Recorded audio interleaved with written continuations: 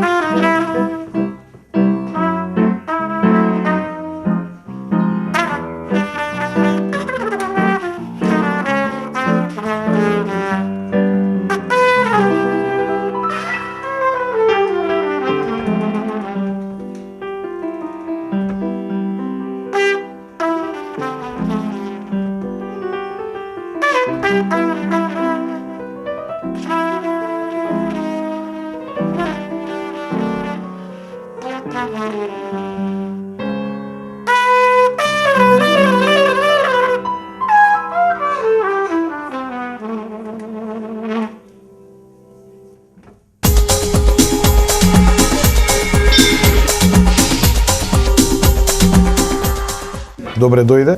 Добре нашол. Едно наздравување со едно прекрасно вино, Каберне Совиньон, кое совршено ни одговара со ова што вечерва ќе си вечераме. А што вечераме вечер? По она што го дискутираме како дел од светските менија, дел од вашите искуства, зборувам за гостите. Денеска искомбиниравме едно француско јадење кое подсетува на нивното минато, значи колонијата Мароко. Ова е свинско со сос еден марокански сос од соја и сос од свежи урми. Тоа вака некако изгледа во Франција, ова е нашата варијанта на такво јадење, совршено добар спој со кабернето на бовин.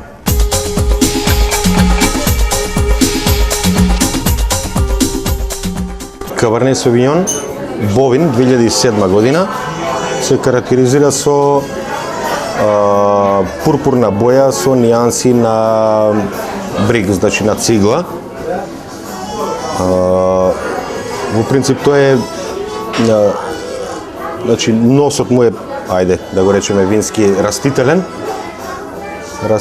со значи арома на цреша, вишна, која што идеално се балансираат едно со друго. Јас би го препорачал, нели, со конкретно свинско месо или свинско филе, подготвено во сос од урми и соја.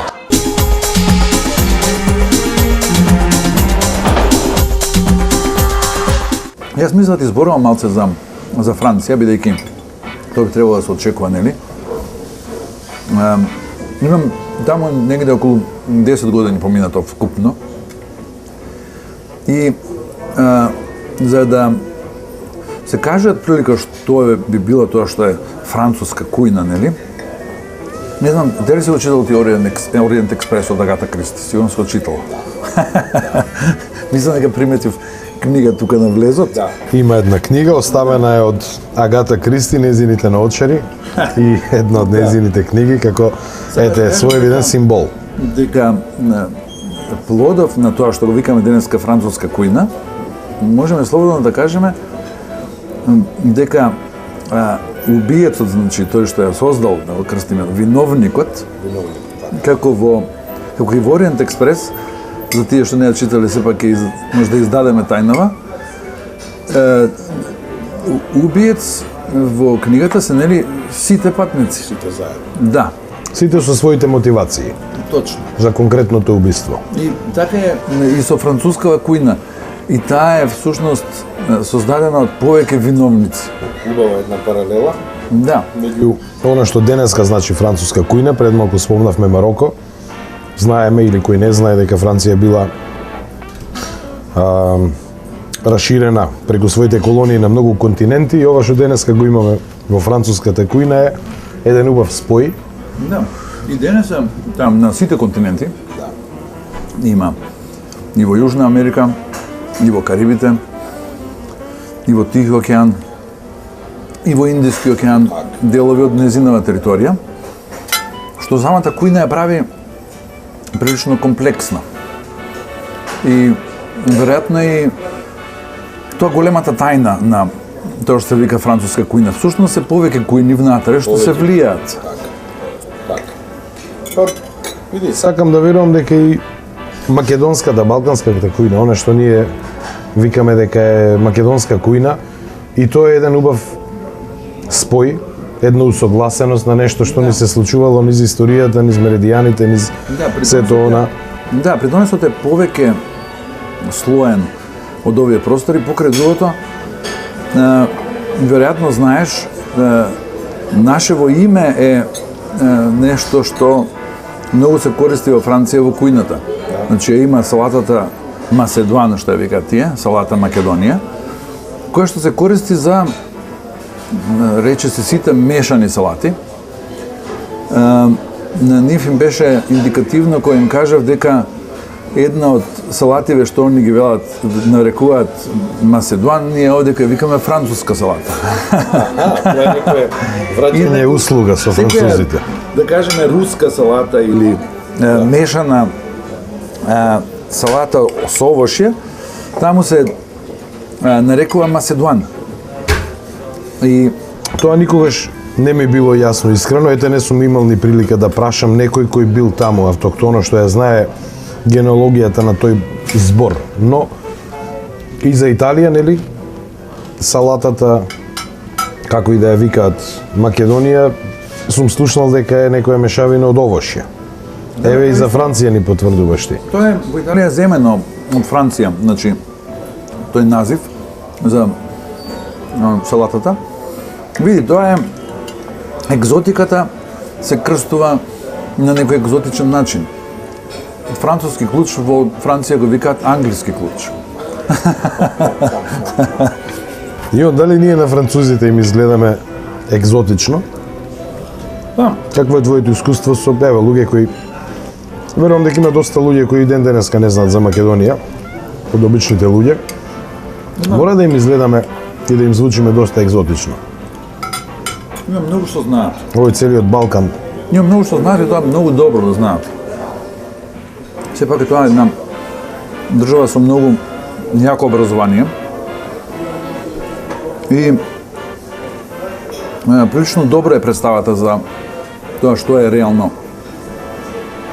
овој простор на кој што живееме и ние самите.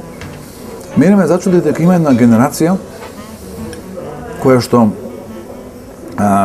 во 60-тите патувала многу често на овој простор и имав 5-6 пати слично искуство да ми кажат Македонија, да, сум бил таму, значи го отвираме тоа негде во почеток на 60-тите и се повторуваше приказната. Еве што е приказната, значи одат на пат со кола за на одмор и колата, бидејќи во тоа време колите не беа толку добри, нели, во 60-тите, се расипува негде кај Скопје. И сите доаѓаат во Скопје и тука наоѓаат одлични автомеханичари кои што им ја поправаат колата и така ми сретнав многу луѓе што во Македонија биле во 60-тите, например, кога се патуваше со кола. Да. Сега се патува, како што велиш, на друг начин, така што тие транзиционите туристи. Да, види, ден денеска јас лично сум мераклија голем на трейлери, туристички трейлери. Се она што го гледаме во Грчка, последно време и Албанија, Грција, Турција, транзитот низ Македонија. Има многу французи, француски таблици кои патуваат затоа што ние практично сме на еден континент, не сме ниту многу далеку, се работи за неколку илјади километра, ако се патува така со трейлер туристички, тоа е посебно задоволство, нели, низ местата низ кои се поминува да се застане и тука, од она малку туризам транзитен што имаме да им го понудиме. И јас познавам доста луѓе французи кои ја сакаат Македонија како една последната карактеристика од едно француско друштво што минатото лето помина низ Скопје одејќи за Грција, тоа се мои пријатели и роднини. Французот извади еден збор што во превод, како што памтам, беше да Македонија е многу убава и наивна земја. Едноставна и наивна, во тој смисол, не наивна како лоша конотација, туку ете така, прилично едноставна за разбирање, прилично едноставна за општење со и така. Така да мене ми се допадна таа. Да. Пред 3 години главната новинарка на Фигаро, која што пишува за културно наследство, организирав да дојде во Македонија и таа напиша еден голем чланок на 3 страници, кој што за наслов го имаше Македонија колевка на джиновските цивилизации. Значи, да кажеме дека тоа фактот што од овде поминале многу и различни и култури што и нив ги влијаеле, таму е познат. Тие признања. Да. Инаку инаку и самиот феномен, самава институција кафеана е таму дојдена од овие простори. Сакам да кажам од Отоманската империја. Првата кафеана во Париз, Прокоп, е сушност плод на еден феномен што се случил одамна во Франција и кој што е врзан за еден амбасадор на Отоманската империја во Париз. Тој во својот салон ги примал видното племство француско и им служел едно многу чудно пиење, топло и многу темно по боја, кој што се викало кафе. И толку голема била популарноста на ова нова пијачка, што и кралот бил прилично навреден, што во неговите салони ги нема видните луѓе кои што одат на кафе кај амбасадорот на Отоманската империја. И откако овој, да кажеме, иницијатор на една интересно дружење во Париз, го напуштил Париз, му завршил мандатот. Завршил мандатот, така. А кралот притиснал, веројатно, тука има некој влијание малце. Некој од локалниве предприемачи сватил дека тоа може да биде и добар бизнес.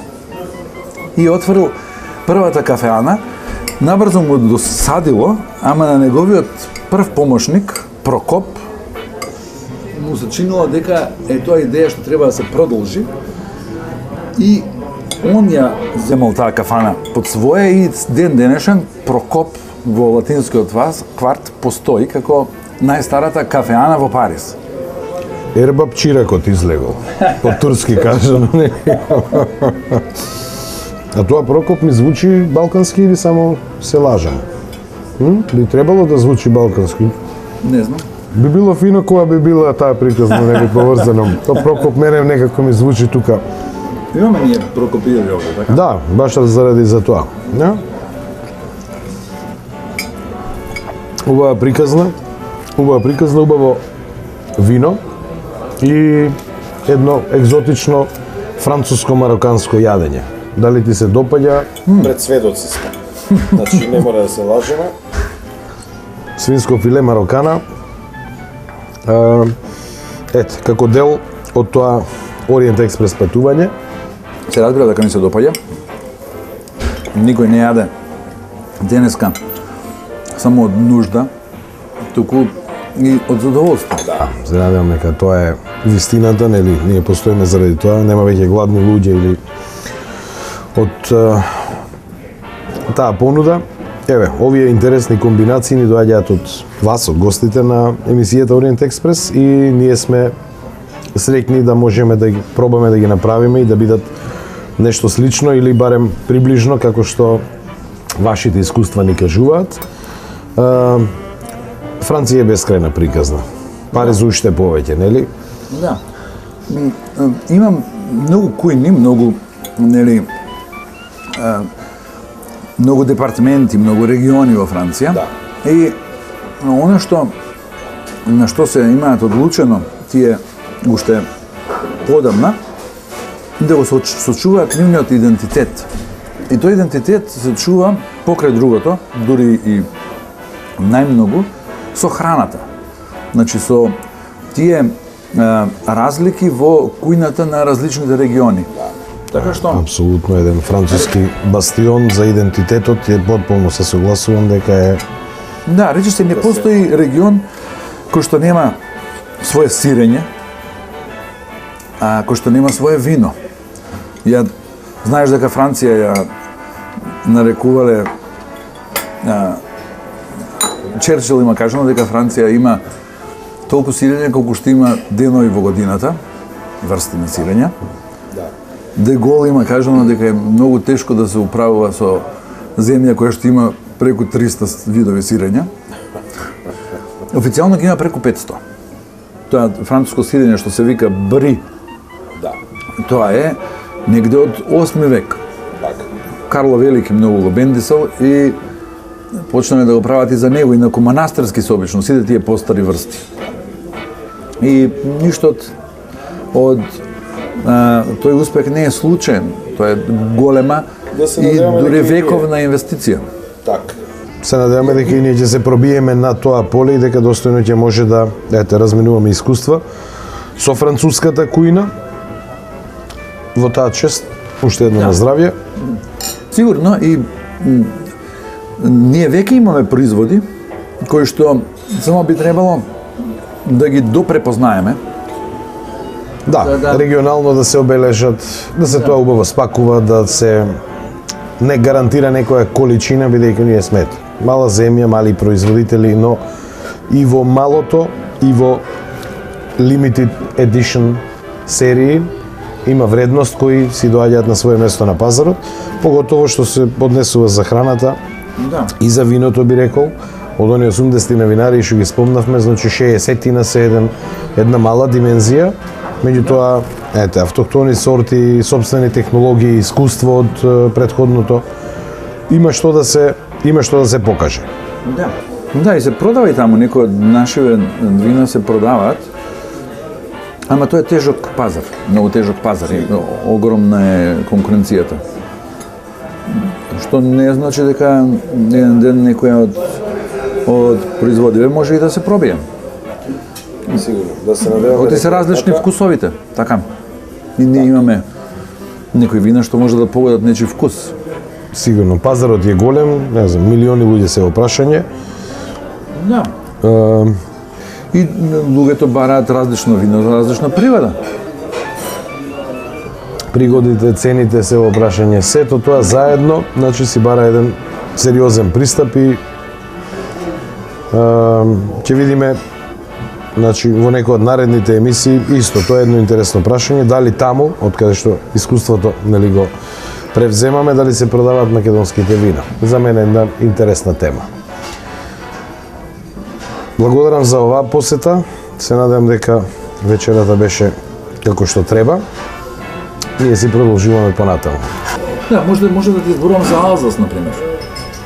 Ако те интересира Алзас, бидејќи во Страсбург имам живеење јас негде повеќе од 4 години. А таа кујна е различна. Оно што е интересно за Алзас е што тоа регион што со мешавина на две култури, на германска и француска. И тоа е единствениот регион во Франција кој што се произведува и вино и пиво. И затоа они се викаат дека се и француски и германски како култура. Заради виното. Германци заради пивото. Да, токму така.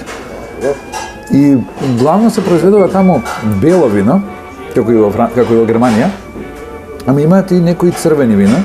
Имаат пино нуар црвено, кое што заради тоа што нема доволно сонце, секоја година е различно по боја, тоа пино нуарот.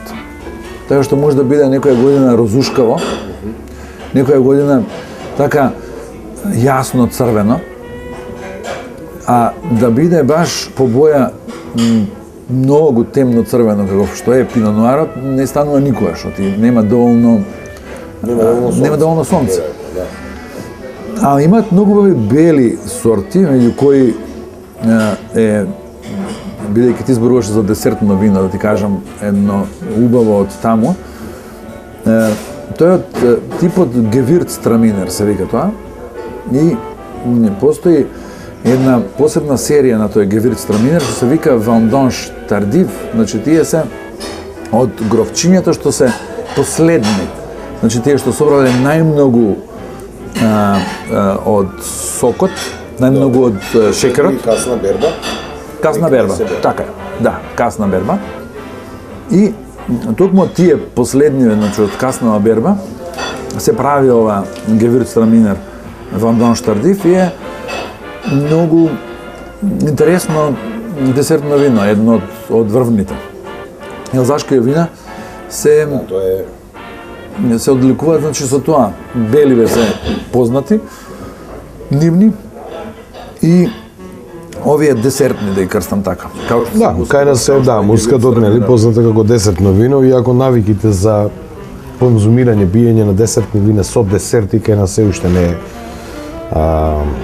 таква навиката, меѓутоа еве се повеќе и повеќе ја разбираме некако различно приказната винска. Кога зборувам за десертно вино, аз не мислам на тоа вино што се јаде со десерти, туку десертно вино во смисла што се пие прво, како аперитив. Како аперитив. Така и го представивме минатиот пат пенливото вино, оно што за нас некаква асоциација нели на шампањ, кој се пие во посебни специјални прилики, нели тоа е едно одлично вино, лесно и пенливо за аперитив. Како аперитив, исто едно од работиви што ја пијат во Франција е кир, се вика тоа. Тоа е мешавина на бело вино со ликер од малина, од калинка. Значи, тоа е, значи, еден од најчестиве аперитиви а кога се меша со шампање се вика кир ројал. Кир ројал. Да. Значи царски кир и многу често ако го видиш во едни тенки чашички, така нешто црвенко, тој кир. Да. Си има секоја, нели? И таа винска култура подразбира и убави, тенки чаши. Да. Така. Инаку Алзас, бидејќи е, нели, близко до Германија, кај нив специјалитетиве се, да кажеме и нешто што личи кај нас, нешто што е многу слично на вариво имаат они, што се јаде кај нив, она што го викаме вариво кај Вариво нас. зеленчук.